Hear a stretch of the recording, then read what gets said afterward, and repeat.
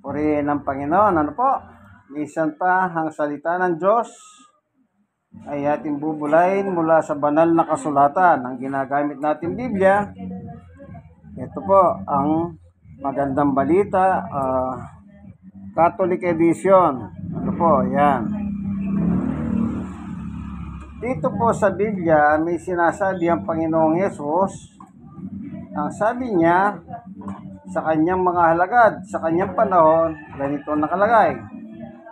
Sa Mateo 28:18, lumapit si Jesus at sinabi sa kanila, ibinigay sa akin ang lahat ng kapangyarihan sa langit at lupa. Yan. 19, kaya tumayo kayo, gawin ninyong alagad ko ang mga tao sa lahat ng bansa. Bautismuhan ninyo sila sa pangalan ng Ama, ng Anak at ng Espiritu Santo. Sa 20, turuan ninyo silang sumunod sa lahat ng iniutos ko sa inyo. Tandaan ninyo, ako'y laging kasama ninyo hanggang sa katapusan ng panahon. Yan.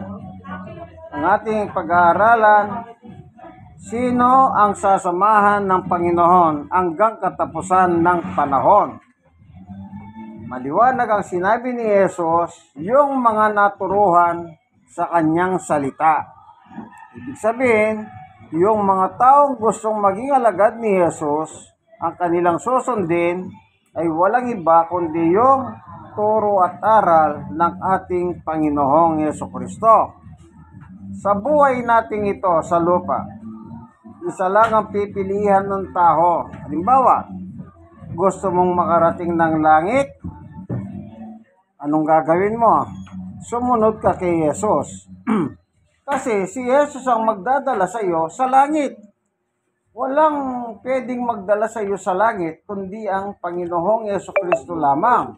Tignan natin sa 14:6 ng 1. Ito ang nakalagay naman. Basahin po natin sa 5 muna. Sinabi sa kanya ni Tomas, Panginoon, hindi po namin alam kung saan kayo pupunta. Paano namin malalaman ang dahan? Ito po sa 6. Sumagot si Jesus, ako ang dahan, ang katotohanan at ang buhay. Walang makakapunta sa Ama kundi sa pamamagitan ko. Maliwanag po, ano? Kung gusto mong papunta sa Ama sa langit, pwede ka lang pumunta doon sa pamamagitan ng ating Panginoong Jesucristo. Kaya kailangan maging tagasunod ka muna ni Jesus. Okay, balikan natin ang teksto. Ang sabi ni Jesus sa 19 ng 25, Mateo 28:19, kaya tumayo kayo, gawin ninyong alagad ko ang mga tao sa lahat ng bansa. So maliwanag, yung alagad lang ang sasamahan ni Jesus papuntang langit. Yung alagad, kaya ka nga alagad ni Jesus kasi nga tagasunod ka ni Jesus. Ano po? Ngayon, ang tanong, paano ka matututong maging masunurin kay Jesus? Pwede bang makinig ka lang sa mga chismis? Sa mga marites or maritos na tinatawag nila? Hindi po. Makakasunod ka lang kay Jesus sa pamamagitan ng pakikinig.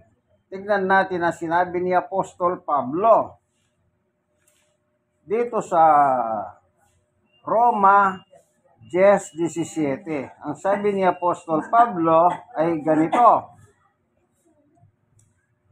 kaya't ang pananampalataya ay bunga ng pagkikinig, at ang pagkikinig naman ay bunga ng pangangaral tungkol kay Kristo. Paano ka magiging masunurin kay Jesus? Nagsisimula sa pakikinig at pakikinig sa pangangaral tungkol kay Jesus. Kaya yung tao matututo lamang sumampalataya sa Panginoong Yesus sa pamamagitan ng pakikinig. At ang pakikinig naman ay hindi lamang po isang beses, dalawang beses, ganon. Hindi. Kasi ang aral ng Biblia ay pang-abang panahon. Kaya bilang tao, anong gagawin mo?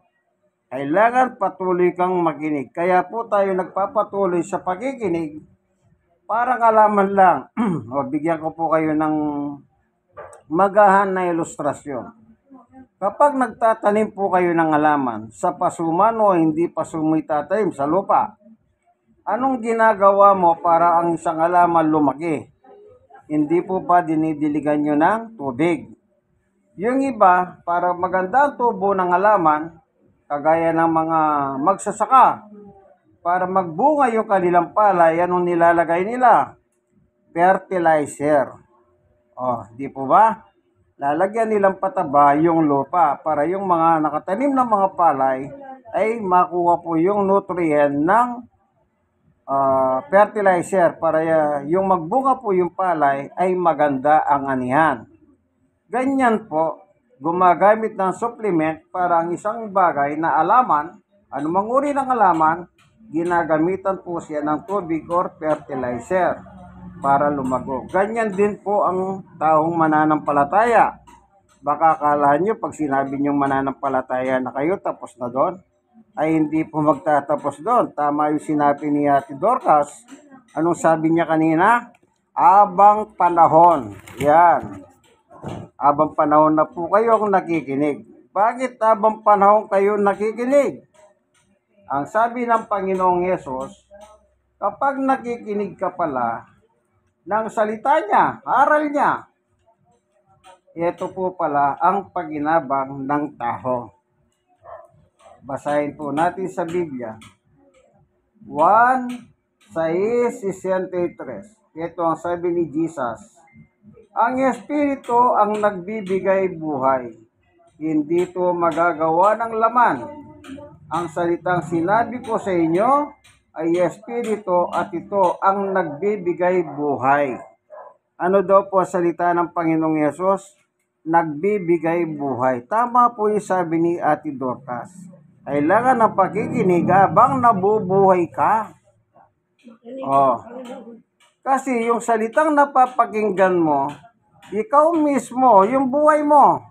Kasi po dalawa ang kalagayan ng tao. Meron siyang physical at meron siyang spiritual. Ngayon, yung spiritual mo, ang kailangan niya, salita ng Diyos. O sabi ni Jesus, sa kanya salita ay spiritual. Ano po?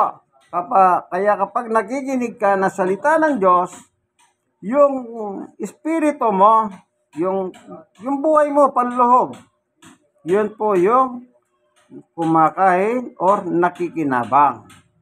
Pero pag kumakain ka ng panlabas, yung physical mo ang pinabubusog mo naman. Ano po? Kaya tama yung sabi ni Ate Dorcas, abang panahon ka ng nakikinig ng salita ng Diyos. Yung iba po, meron po nagiging mayabang. Karanasan ko po sa ospital. Sabi ko sa isang pasyente, Kuyang, ipapanalangin kita. Ang sagot ng pasyente, ay, hindi ko na kailangan yan. O kita nyo po, hindi na raw niya kailangan ng prayer. Ibig sabihin, mas magaling siya. Kita nyo po. Isang pagkakataon pa. Naguhumpukan po, umaga, dinahanan ko. Ano sabi ko sa kanila? Bible study po tayo. Anong sagot ng isa? Ay wala pa kaming almusal. Kita nyo po. Yung isa naman, meron akong gagawin. Wala namang ginagawa, biglang nagkaroon ng gagawin. So, ibig sabihin, ayaw po nilang makinig. Hindi sila interesado. Ano po? Kanya-kanya po kasi ng ugali ang tao. Pero, subukin mo po, pumunta ka sa ospital, hindi naman lahat ganun na yung kagaya na sinabi ko. Yung iba naman po sa ospital, mas gusto nila na sisira sila ng salita ng Diyos. Kasi po, naniniwala sila sa Diyos. Naghahanap sila ng himala. Ano po? Yan. Kaya ganun po, Kaya yung pananampalataya, saan daw nagmumula yung kay Pablo? Sa pakikinig. At yung pakikinig, Doon po madidevelop ang kaugnayan mo kay Kristo. Oh, ito pong Biblia, manipis ito, New Testament lang. Sige po, halimbawa ako mangaral ako ng 1 oras, hindi ko po mauubos lahat ito eh. Kaya ang pangangaral, kagaya po ng itak. Nakakita no po kayong itak? Bakit po inaasa yung itak? Di po ba? Kung talagang matalim na yung itak, bakit inaasa pa nila? O nakikita niyo yung nasa matadero o sa mga palengke, yung nagkakatay ng hayop. Kung talagang matalim na yung mga ginagamit nila, bakit gumagamit pa po sila ng asahan? Ganyan din po ang pangangaral ng salita ng Diyos. Kapag inaasa mo po yung itak o kutsilyo, lalo pong tumatalas. At habang nakikinig ka ng salita ng Diyos, lalo pong nadidevelop yung pananampalataya mo kay Kristo. Hindi po pwedeng isang araw ka lang umupo, nakinig, tama na. Baka nauntog ka lang, nakalimutan mo yung napakinggan mo. Iba po yung patuloy kang makikinig. Kaya kami po, hindi naman po kami nagsasawang dumadalaw, nagsishare ng Word of God. Hindi kami namimili kahit anong reliyon po. Welcome. Kanya lang ang nangyayari kapag isang tao meron ng reliyon, mas sinasabi niya, ay, may reliyon na ako eh. Pagkatapos, babanggitan pa yung pangalan ng reliyon nila. Ang akala nila, yung reliyon nila papasok sa langit. Wala pong reliyon ang papasok sa langit. Tandaan nyo po yan. O kung meron lang sana ng reliyon, di sana sinabi ni Jesus, ang reliyon nyo ganito, papasok. Di lahat ng tao magiging ganon. Hindi po eh. Yung papasok sa langit, sabi ni Jesus, yung sumusunod sa akin. Di po ba sabi niya? Turuan ninyo ang mga taong maging alagad ko at turuan nyo silang maging mga tagasunod ko. Anong pangako ni Jesus? Sasamahan ko kayo hanggang katapusan ng panahon. Meron po pala siyang sasamahang tao. Sino po yung sasamahan ng Panginoong Jesus? Yung mga tunay na alagad. Kasi po, merong mga peking alagad. Kunwari lang, peke. Pa-Kristo-Kristo sila. Pero malayo sa katotohanan. Kagaya ng ibang reliyon, sabi nila, ay basta ako kay Kristo ako. Wala naman pong masama kung kay Kristo kayo eh. Walang masama. Pero ang issue lang dyan, ang tanong, tagasunod ka ba ni Jesus? Ikaw kaibigan, nanonood ng video nito. Tanungin kita, tagasunod ka ba ni Jesus? Kung ang sagot mo, oo, sumusunod ka ba naman kay Jesus? Ikaw nang balang sumagot niyan, Kasi buhay mo naman yan. Pero maliwanag po, kung ano po yung tinuturo ni Jesus, dapat lahat yun paniwalahan mo. Yung tinuturo ng mga apostol tungkol kay Jesus, lahat yun paniwalahan mo. Wala kang itatapon. Ang mahirap po yung iba, meron silang reliyon, binabanggit pa nila yung pangalan ng reliyon nila, pero pinipilipit nila yung aral ni Kristo. Meron po tayong babasahin dito, Si Pablo po, bilang apostol ni Jesus, meron siyang sinabi dito sa Colosas. Ito po, Colosas, basahin po natin, Ito dito, 19. Anong sabi ni Apostol Pablo tungkol kay Jesus? Colosas 1:19, minarapat ng Diyos ng buo niyang kalikasan ay manatili sa anak. Kita niyo po? Yung kalikasan ng Ama ay nananatili kay Jesus.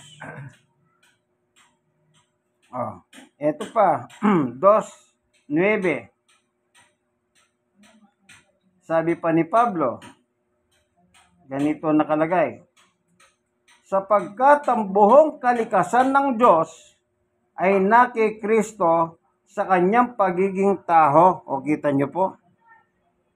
Anong sabi ni Apostol Pablo?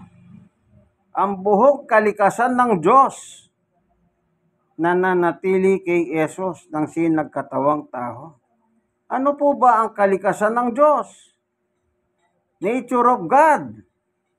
What is the nature of God? Ang sagot po, simple lang, yan ay Diyos. Ibig sabihin, buong kalikasan ng Diyos ay Diyos.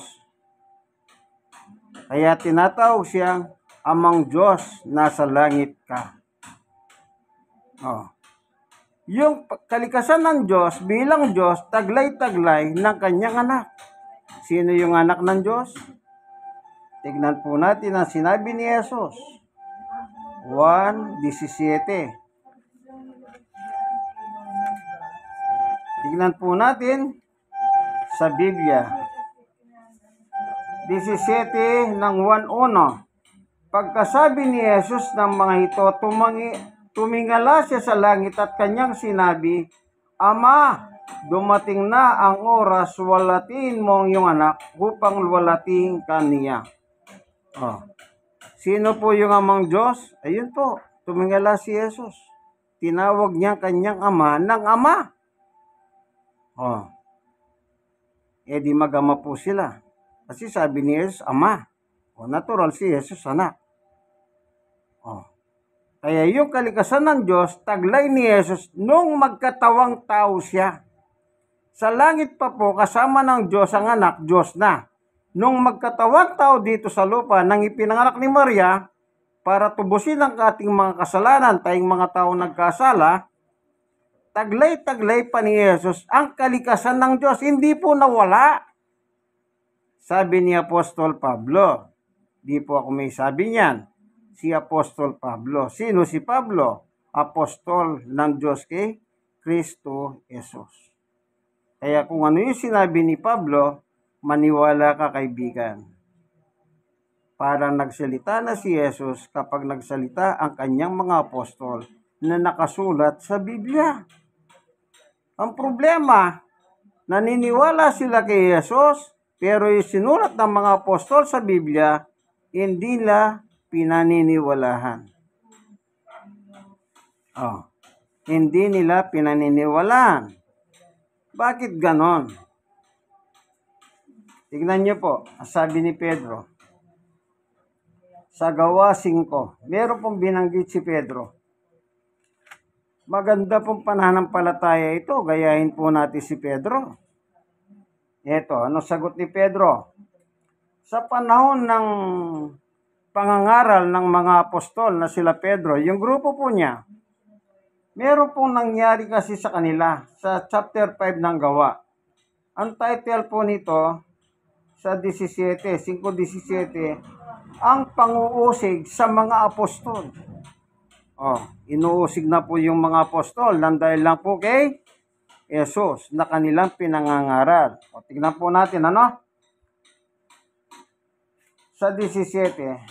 Labis na nahinggit sa mga apostol ang mga pinakapunong pare at mga kasamahan niyang mga Saduseyo, kaya't kumilos na sila. 18. Dinakip nila ang mga apostol at ibinilanggo. Kita niyo po? Sino po ang dumakip at nagpabilanggo sa mga apostol ni Jesus? Yung mga udyong pare. Yung pinakapunong pare. Ang katumbas po ng pinakapunong pare sa panahon natin, yung Santo Papa kung tawagin. Sa kanila po, pinakapunong pare. Sa English, the high priest. Wala na pong tataas doon. Kaya nga high priest na siya. Sila po yung makapangyarihan sa kanilang panahon. Okay. Sila ang nagpadakip sa mga apostol. 27. Iniharap nila sa kapulungan ng mga apostol. Yung kapulungan na yun, konseho. council ng mga Hudyo na pinamumunuhunan ng pinakapunong pare. Ang bilang po nila doon, hindi ako magkamali, 72. Ang namumuno ay pinakapunong pare. Sa panahon po natin, Senado. Sa kanila naman, Sanhedrin. Senado rin po yung sa kanila. 72 sila at pinamumunuan sila ng pinakapunong pare. Lahat po yun mga pare. Okay? Iniharap nila sa kapulungan. Yun yung kapulungan. Ano po? Ang mga apostol at ang mga tao, ang mga ito'y tinanong ng pinakapunong pare. 28. Hindi ba't naigpit namin kayong pinagbawalan mangaral sa pangalan ng taong iyan?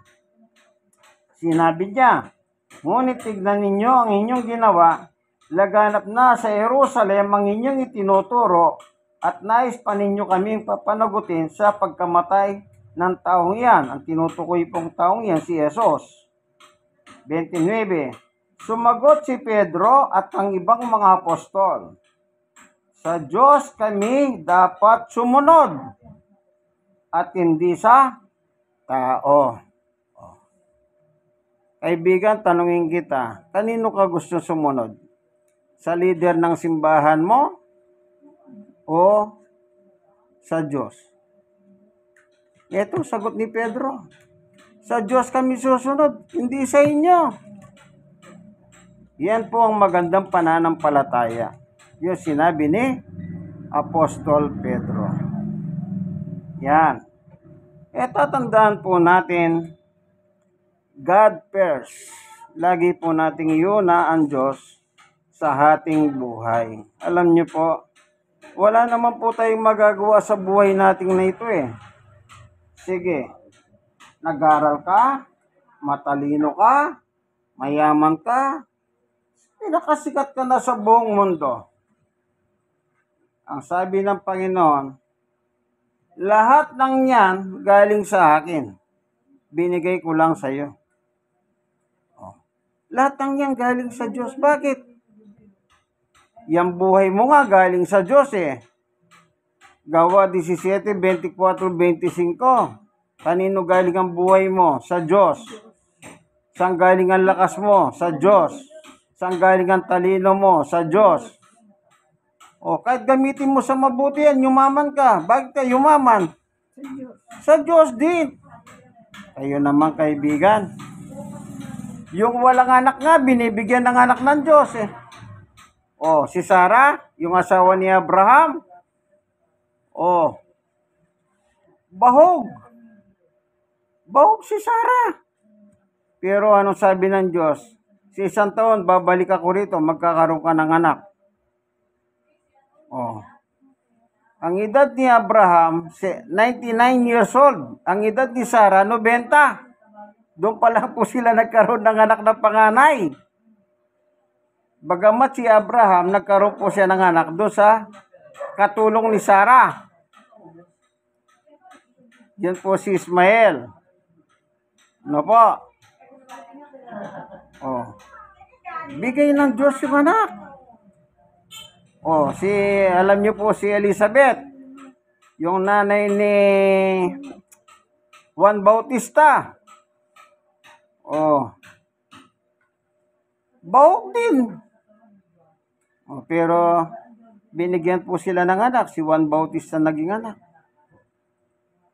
Ang buhay ng tao nagmumula po sa Diyos. Ano sabi ni Pablo? Dapat yung buhay na bigay ng Diyos na yan, gagamitin mo, ganito nakalagay. Unang Korinto 6:19. Sapagkat,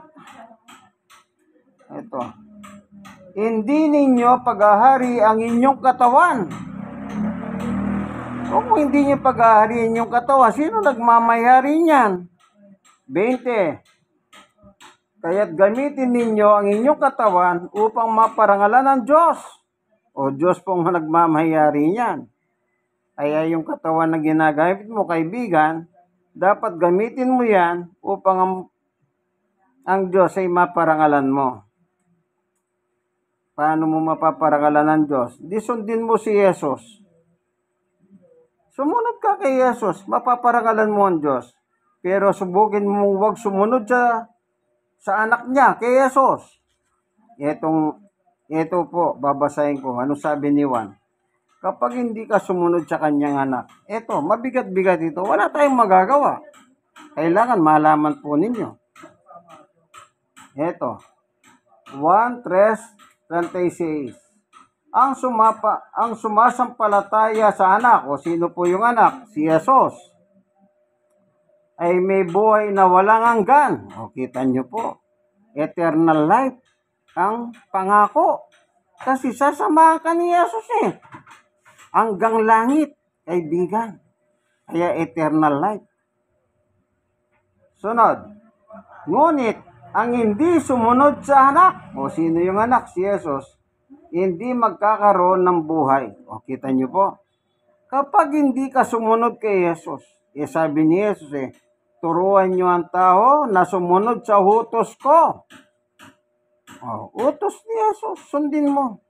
Magkakaroon kang eternal life sa langit. Pero pag hindi ka sumunod, ito ang para sa'yo. Kung matigas ang, naalala ko po, merong isang preacher. Yung isang preacher po, binanatan yung kalaban niyang reliyon. Anong sabi niya? Yung kanilang leader, wag ko nang papangalanan para baka sabihin niyo nakikiride on lang ako. Alam niyo no, sabi nung isa, napakatigas ang ulo. Kita niyo po. Kung ikaw yung leader na yon at tatawagin ng leader mo ng ibang reliyon na napakatigas ang ulo, hindi ka kaya magagalit? Yan, live po yan, sinabi niya. Pinangalanan niya. Pagkatapos, ang sunod niya sinabi, siya na lang ang matigas ang ulo Makita niyo po. Live yun. Ngayon, hindi ko na papangalanan kasi baka sabihin niyo, nakikiride doon ako doon. Hindi po. Sinasabi ko lang ang asal ng kabilang reliyon. Okay. Yung maniniwala kay Jesus at susunod. Ano sabi ni Jesus? Ako magdadala sa iyo sa langit. Pero yung hindi makikinig, kahit nakikinig ka, pero hindi ka naman sumusunod kay Jesus, ang importante yung pagsunod. Anong sabi ni Juan? Mananatili sa iyo ang puhot ng Diyos. Hindi po ba masakit yan? Kaya sabi ko masakit Wala po tayong magagawa. Ito po yung nakasulat sa Biblia. Sinishare ko lang po ang aking nababasa. Gusto mo bang mapuhot ang Diyos sa iyo, kaibigan? Simple lang ang gawin mo. Huwag mo na sundin si Jesus hanggang mamatay ka. Dito lang sa lupa, huwag mong pagkikinggan ng tatay mo Sigurado, may paglalagyan ka. Huwag ka lang sumunod sa nanay mo, may paglalagyan ka. Lalo na nung araw po, nung nandun pa po kami sa Pampanga, yung mga lola, ano lang po, papadaan lang ito Kapag nakahiga ka sa pintuan at dumahan yung lola mo, sigurado, lalagyan ka. Pag tinamahan ka ng lola mo sa harap ng pintuan, doon ka natutulog. Kapag yung lola mo naman ang natulog sa harap ng pintuan, at kapag nasagi mo ang lola mo, meron ka rin paglalagyan. Sa Pampanga po, yung mga lola nun mababagsik Anong sabi ng lola? Sige, matulog ka sa dahanan ng pintuan. Pagagalitan ka ng lola. Ano sasabihin ng lola? Ang dami na pwedeng paghigaan, ba't dyan sa pintuan ka naihiga? Pag yung lola mo, yun naman ang natulog sa pintuan, ang sagot niya naman sa'yo, pag natabig mo siya, hindi mo ba ako nakikita? Kapag yung lola mo mapagmura, may kasama pang mura. Mamalasing ka talaga. Oh. Kaya, abang nasa lupa po tayo, ano man ang ating kalagayan, matanda man o bata, siguraduhin po natin na huwag magalit ang Diyos sa atin. Simple lang naman po palang batas. Sumunod ka kay Jesus, ang Diyos ay maluluwalhati. Ikaw ang pupunta sa langit. Pero subukin mong huwag sumunod kay Jesus, ang Diyos hindi maluluwalhati sa iyo. Sigurado, pupunta ka sa impyerno. Panguli, judgment na po.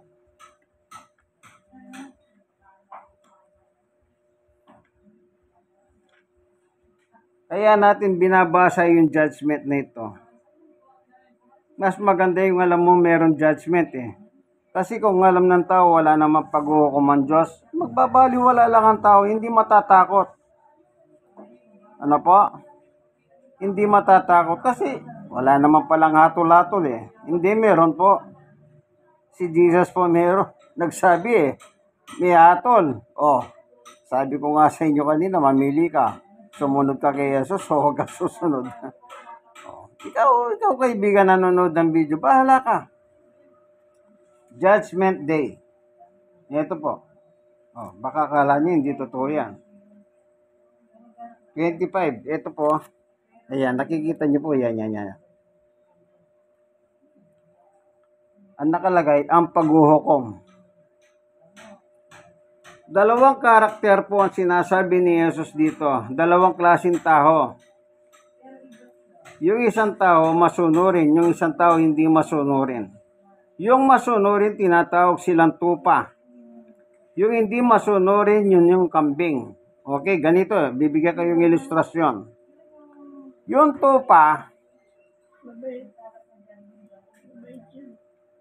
yung kambing, inaatak mo na, kumukontra pa. Samantalang yung tupa, tuloy-tuloy lang po sila. Pero yung kambing, nakatali na. Inahatak mo, kumukontra pa. Kaya dyan po inilustrate ng Panginoong Yesus ang tao. Isang tupa at isang kambing. Yung tupa, masunurin. Anong sabi ni Jesus sa mga masunurin? Oh, judgment din na po ang aking binabasa, kaibigan. Anong sabi ni Jesus sa mga masunurin? Oh, ito titipunin sa harap niya ang lahat ng mga bansa. Tao po tinutukoy ng bansa. At sila'y kanyang pagbukod-bukurin tulad ng ginagawa ng pastol sa mga tupa at kambing. Yan. Sunod, 33. Ito po ay Mateo 25. Ano po ang binabasa ko? Nasa 33 na po tayo. Ilalagay niya sa kanyang kanan ang mga tupa at ang kaliwa naman ng mga kambing. 34. Kaya't sasabihin ng hari, ang hari po rito si Jesus. 1970 ng Lucas, sinabi ni Jesus sa kuyari. Kaya't sasabihin ng hari sa mga nasa kanan niya, ali kayo mga pinagpala ng aking ama, pumasok na kayo at tanggapin ang kahariang inihanda para sa inyo mula pa ng likahin ng daigdig. Yung kaharian po, yung kaharian ng Diyos sa langit. Doon po pupunta yung mga tupa, yung masunurin. Pero kapag labanero ka, sorsorero ka, kontrabida ka, sa pelikula yung kontrabida, sinusuntok ni Fernando, binabaril niya pa. Tandaan niyo po yan, pelikula lang yun ha. Ito naman ang mga kambing, hindi masunurin. Sasabihin naman niya, ang nagsasalita si Jesus, sa mga nasa kaliwa, lumayo kayo sa harapan ko o pagtatabuyan kayo ni Jesus. Sa bahay, pag pinagtabuyan ka ng tatay mo, alos maluwa-luwa ka. Magmamakahawa ka sa tanay at tatay mo na ano sasabihin mo, magpapakabait na po ako, huwag nyo lang akong palayasin.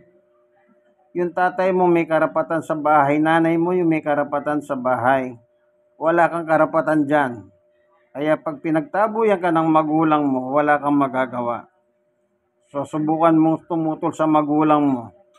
Pag hindi pinalayas ka ng magulang mo, may magagawa ka ba? Ganito rin pong mangyayari sa Judgment Day. Ito, babasahin ko na po, yung mga matitigas ang bungo. Sabi ni Surya, ay, nadulas po ang dila. Iwanan muna natin yan, ha? Ano po? Sasabihin naman niya sa mga nasa kaliwa, lumayo kayo sa harapan ko, kayong mga isinumpa. Kita niyo po, isinumpa pala ang mga tao pupunta sa impyerno. Ano pa sabi ni Jesus? Doon kayo sa apoy na di namamatay, impyerno na po yon, na inanda para sa dyablo at kanyang mga kampon. Yung po palang matitigas ang ulo, ang tawag ni Jesus, kampon ni Satanas. Kung kampon ka ni Satanas, ibig sabihin, tatay mo si Satanas. 1:8:44, ang dyablo ang inyong ama. Kasi matitigas ang ulo, ayaw nyo sumunod. Sabi ko nga po, ilustrasyon ko, yung wag ka lang sumunod sa tatay mo. Pag pinalayas kayo, tinapon ang damit mo sa bintana. Tandaan mo kaibigan, tatay mo yun. Wala kang panalo dun. Kahit mali ang tatay mo pa rin yun. Dapat mong irespeto ang tatay mo. Ang unang batas, mahalin mo ang Diyos, pagkatapos mahalin mo ang tatay at nanay mo. Paano mo mamahalin ang magulang mo? Isundin mo sila. Paano mo mamahalin ng Diyos? Di sundin mo ang Diyos. Anong utos ng Diyos? Makinig ka sa aking anak.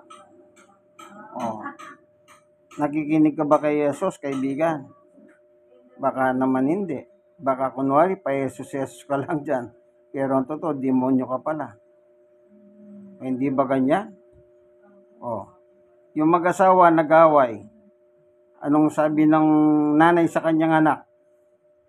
Impacta, halika nga rito. Hanapin mo nga demonyo yung tatay mo. Kita nyo po.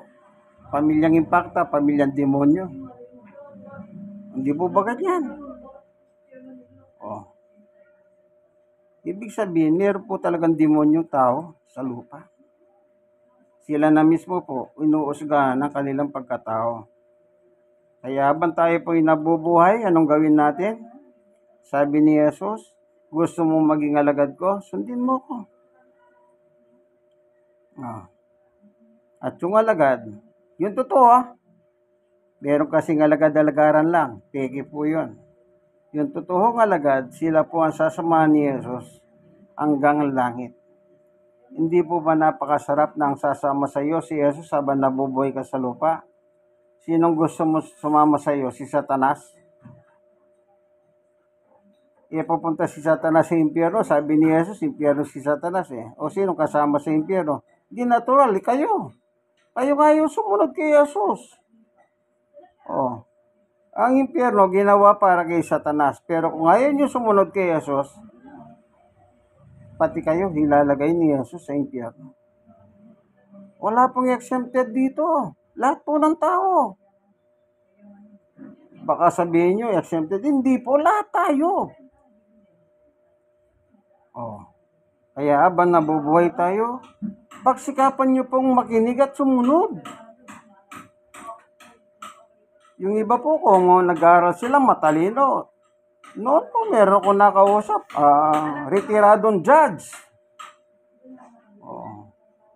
Yung retiradong judge na yan, palibasa, retirado. Siguro sa tingin niya sa akin, totoy na totoy lang ako, kaya niya akong brasuin. Hindi naman po ako nakapag-aral Yes, judge Pero ako nagba-Bible study sa kanya. Pero ang masakit po, lahat ng nakasulat sa Biblia, tinatanggihan niya.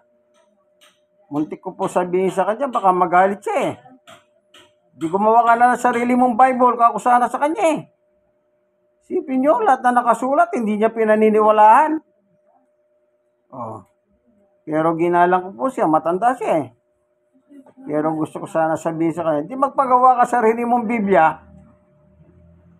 Ayaw mo palang makinig dito sa dala kong Biblia. Ayan. Kaibigan, i-share mo naman ang video ito Malay mo, yung nasiyaran mo, magliwanag sa kanila at salita ng Diyos. Ikaw naman nasiran, kaibigan. Kaya kaibigan ang tawag ko kasi si Jesus, ang kaibigan, kaibigan. Yung kalaban niya, sabi niya, anak ni Satanas. Pero ako hindi po ako gano'n. Siyempre, tao po, ano? Saklaw tayo ni Jesus. Kaya kaibigan, i-share nyo naman po sa iba itong aking munting video. Ito po, meron bahay po ito ni Kuya Romy. Ayan po si Kuya Romy. Ayan. Ayan. Kuya Romy, ayan po. Siya po ang ari ng bahay. Siyempre, pag-ari siya ng bahay, meron din pong reyna. Ito naman po ang kanyang reyna. Ate Dorcas. Ayan. Para sa kandidato, ano po? Kumakaway. Ayan po, ano, masayahin po silang pamilya. Every Saturday, nandito po ako para magbahagi ng salita ng Diyos. Alam niyo po, ang kagandahan sa pamilya na ito, hindi ko po sila inaangat. Baka sabihin niyo po, pinopromote ko sila. Hindi.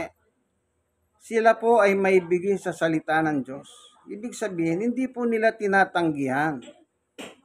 Ano po? Kaya, patuloy po silang nadidiligan ng salita ng Diyos. Sabi ko nga po, yung halaman dinidilig para lumaki. Yung taho naman po, yung pananampalataya, dinidilig para lalong lumaki rin. Ano po? Ganyan po yan. Kaya dapat lang po tayong makinig sa salita ng Diyos. Ngayon, baka sabihin nyo, dadalawa lang sila. Hindi po. Nandun lang po yung mga kanilang mga hapo sa labas. Ayan po yung bintana. Nakikita nyo po yan.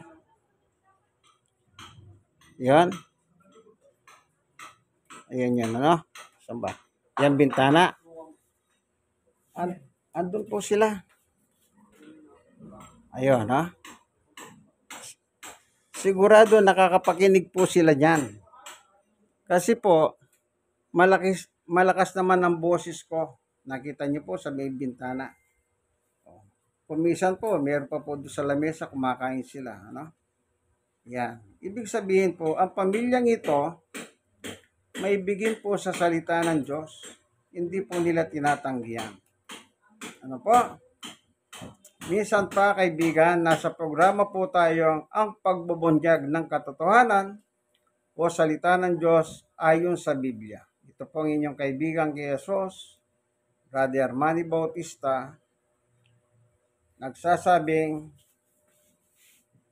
mahal tayo ng Diyos. God bless us all. Kaibigan, minsan pa, i-share nyo po itong video ito. At kayo naman nasiran, i-share nyo po sa iba. Hanggang dito na lamang po ang aking munting video. God bless us all.